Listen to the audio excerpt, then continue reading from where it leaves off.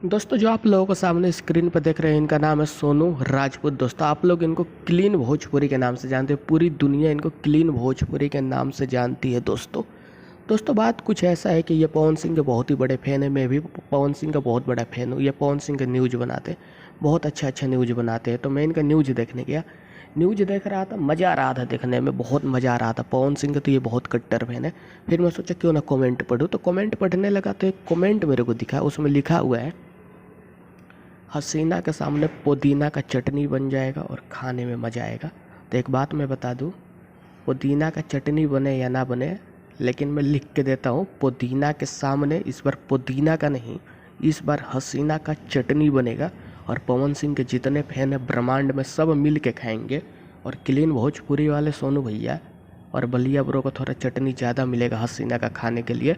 तो मैं लिख के देता हूँ पुदीना का चटनी नहीं बनेगा इस बार हसीना का चटनी बनेगा, लिख के देता हूँ मैं। और सोनू भैया का फ़ैन हो आप लोग तो मेरे भी चैनल को सब्सक्राइब करो भाई लोग।